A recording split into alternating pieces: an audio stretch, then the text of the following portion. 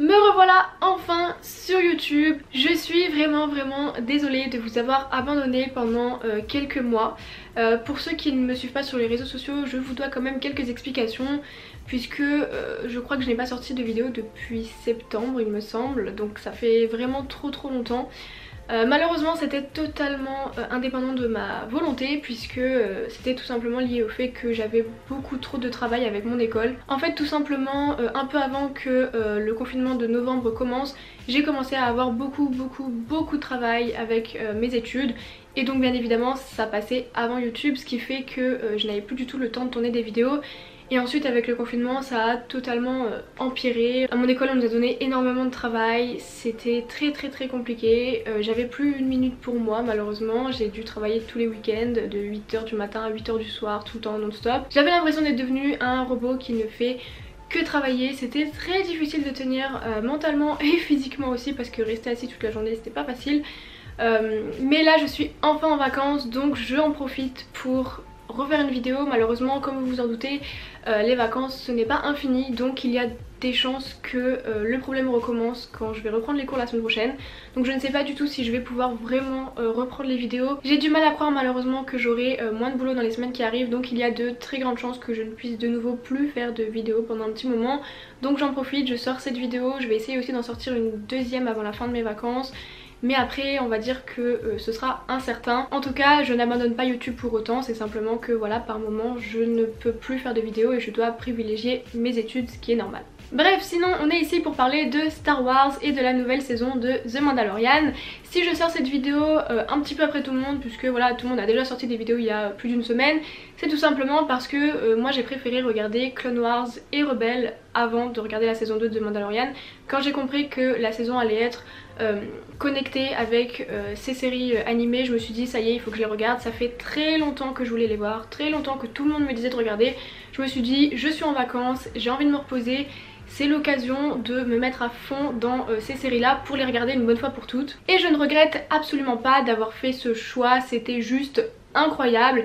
J'ai un petit peu préféré Clone Wars à Rebels mais les deux sont vraiment excellentes. C'était absolument génial de découvrir l'univers étendu de Star Wars. Si vous adorez l'univers Star Wars vous devez voir ces séries animées, elles sont absolument sublimes, elles donnent énormément de réponses à plein de petites questions qu'on peut se poser quand on regarde les films. Elles permettent vraiment d'étendre l'univers au maximum, on en apprend énormément, on découvre plein de personnages, plein de planètes. Dans Clone Wars les intrigues sont super intéressantes en fait si vous voulez.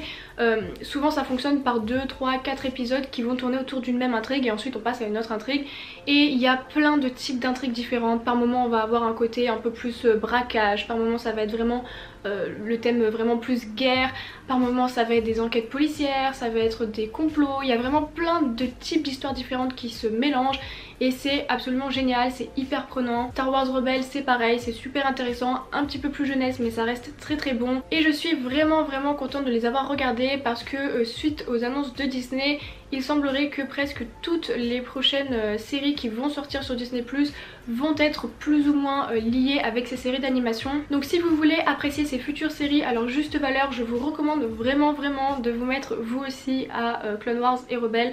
Vraiment vous n'allez pas le regretter, c'est juste fantastique.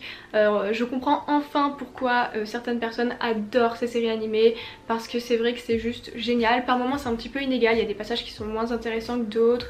Les premières saisons, que ce soit pour Clone Wars ou pour Rebels, sont un peu moins intéressantes mais honnêtement ça passe très vite, ça se regarde tout seul. Moi c'est vrai que je les ai regardés extrêmement vite. Honnêtement je crois que j'ai jamais regardé autant d'épisodes de série aussi vite de toute ma vie et je referai pas ça tous les jours parce que j'ai les yeux éclatés après avoir passé une semaine à regarder ça non stop.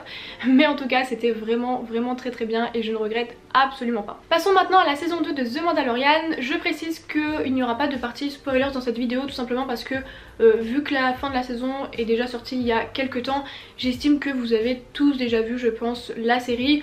Donc si je spoil quelques trucs et ben c'est pas très grave mais je vous préviens quand même si vous ne l'avez pas vu, je risque peut-être de spoiler certains éléments. This is the way.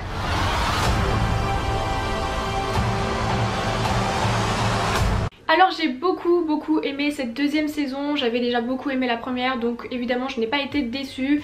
J'espérais qu'ils allaient mettre la barre un petit peu plus haute pour cette saison et ils ont totalement répondu à mes attentes. C'est vrai qu'on avait une première saison qui était assez, comment dire, décousue, on avait un épisode, une intrigue, un épisode, une aventure, c'était très sympa mais c'est vrai que si ça avait duré comme ça encore longtemps ça aurait pu devenir un petit peu répétitif.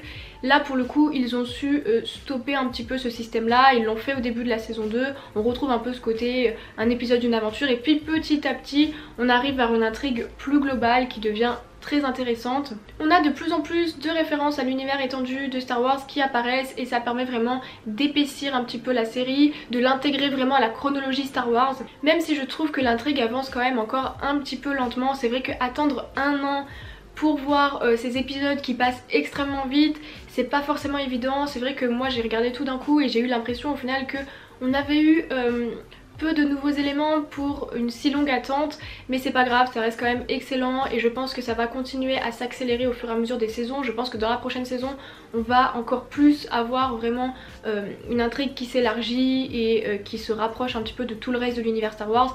Et j'espère que ça va devenir du coup de plus en plus intéressant. Au niveau des décors et des costumes, on retrouve aussi ce que j'avais beaucoup aimé dans la première saison, c'est qu'ils ont essayé de recréer un petit peu l'ambiance des vieux Star Wars en abusant pas trop des effets numériques, surtout pour les costumes. On a énormément de personnages qui sont faits avec du maquillage, avec des prothèses, etc.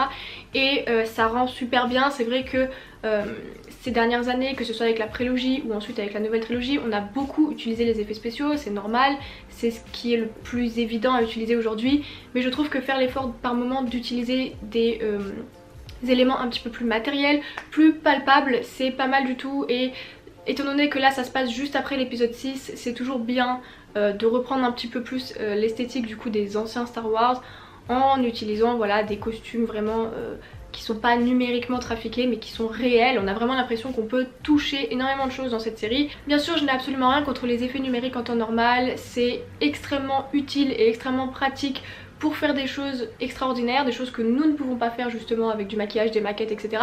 Mais pour le coup je trouve que sur une série comme ça c'est très bien joué de leur part de faire le choix d'éviter d'abuser trop des effets et de privilégier quelque chose de plus matériel, de plus terre à terre. Je trouve que ça va beaucoup mieux en fait avec toute l'esthétique générale de la série et les personnages qui en font partie. Au niveau de la mise en scène, on est sur quelque chose de très propre, très net, ça fait le job, voilà, c'est rien d'extraordinaire.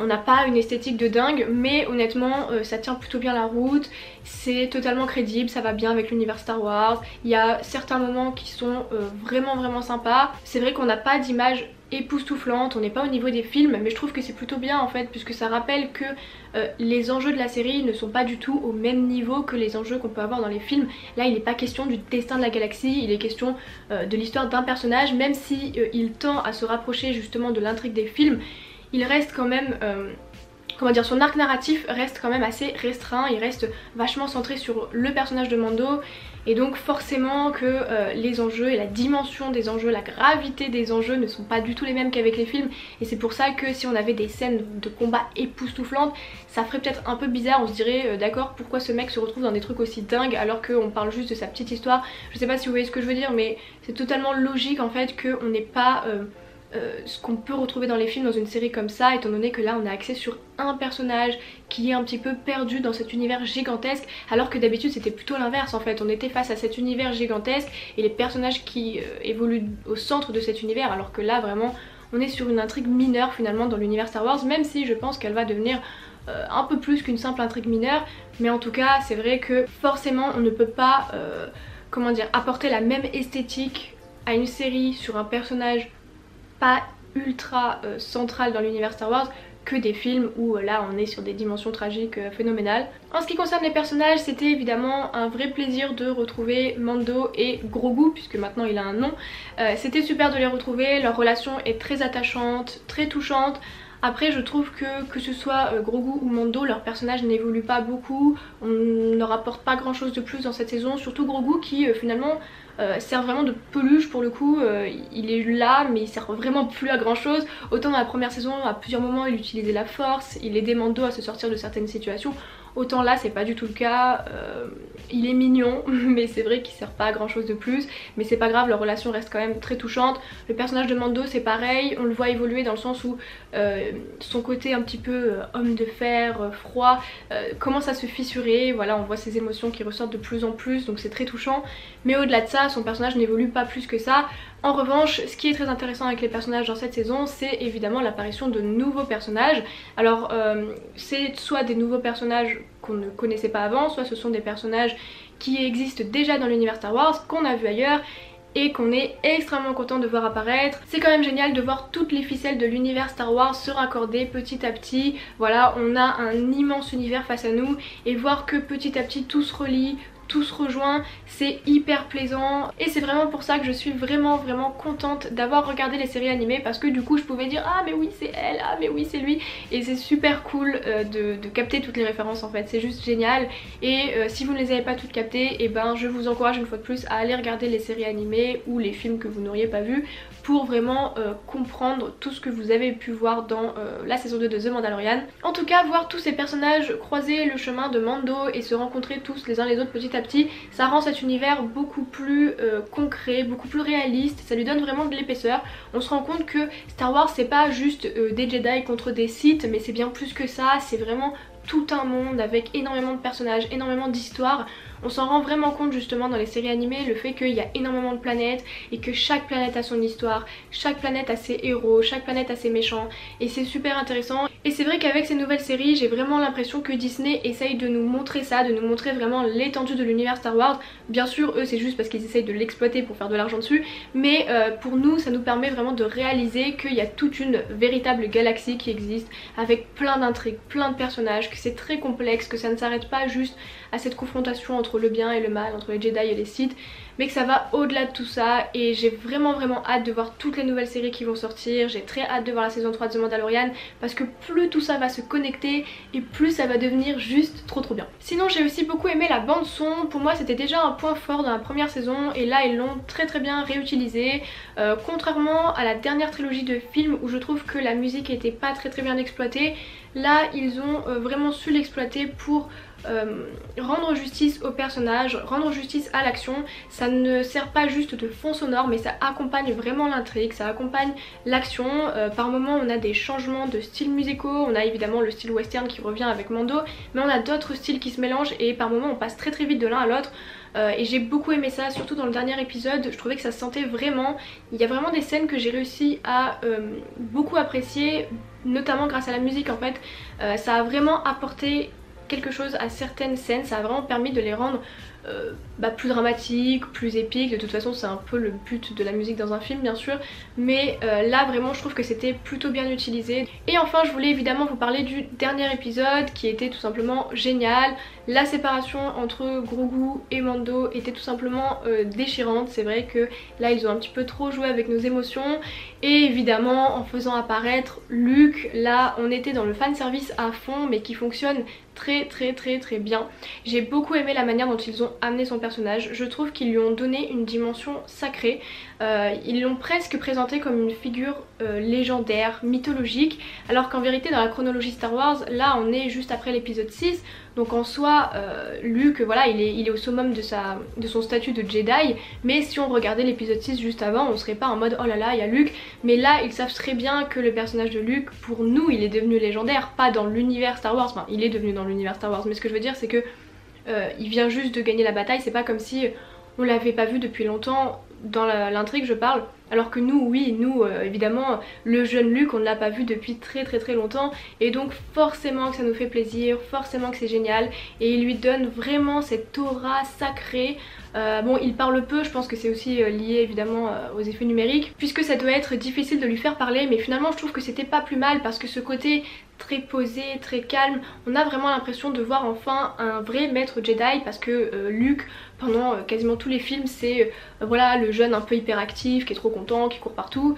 Et là enfin on a ce vrai maître Jedi qui est calme, qui est posé, qui est prêt à tenir son rôle de Jedi et qui a cette aura vraiment légendaire quoi. On sent que c'est le dernier Jedi, même si techniquement c'est pas tout à fait le dernier. Mais voilà, même si dès qu'on voit son vaisseau arriver on comprend direct que c'est lui, enfin en tout cas moi j'ai direct compris, ça n'empêche que ils ont réussi à donner à son apparition un côté légendaire. Voilà, clairement c'est la légende qui arrive, la rockstar qui arrive, c'est Luke, il est là. C'est vrai est-ce qu'on le reverra dans la série, je n'en suis pas sûre, peut-être qu'on le reverra par rapport à Grogu. En tout cas c'était très bien joué de leur part de finir sur ça, c'est marquant, c'est beau, c'est touchant, ça joue totalement sur notre nostalgie mais ça fonctionne très très bien. Et évidemment pour ceux qui ont vu les séries animées, et ben on ressent un peu la même chose aussi dans la saison quand on voit apparaître le personnage d'Ahsoka. C'est juste génial de la revoir, elle est absolument formidable. Je sais que tout le monde adore ce personnage, enfin beaucoup de gens adorent ce personnage. Et au tout début dans Clone Wars elle est un petit peu agaçante par moments, mais au fur et à mesure elle devient de plus en plus mature, de plus en plus forte en fait, et elle devient juste géniale et son personnage est incroyable. Et j'espère vraiment qu'ils vont l'exploiter, qu'ils vont nous en raconter plus sur elle, qui vont l'utiliser dans les prochaines séries. Je sais qu'il y a une série sur elle mais même dans les autres séries c'est possible qu'on la voit apparaître aussi, et j'ai très hâte de voir ce qu'ils peuvent faire avec son personnage et vraiment regarder les séries animées pour découvrir ce personnage qui est extrêmement intéressant. Bref, vous l'aurez compris, j'ai beaucoup aimé cette saison et je suis vraiment intriguée pour la suite parce que j'ai du mal à voir où est-ce qu'on va aller, j'ai du mal à voir dans quoi on va partir.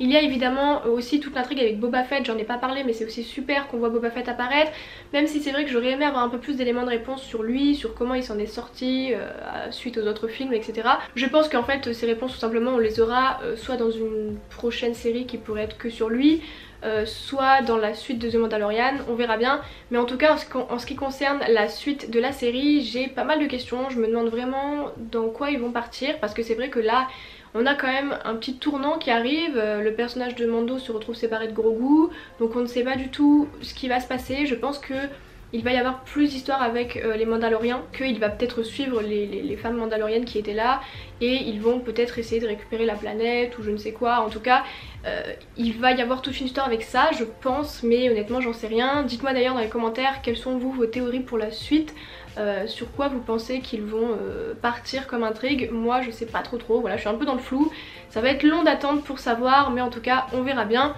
Sur ce je vous souhaite une bonne fin d'année et à bientôt j'espère.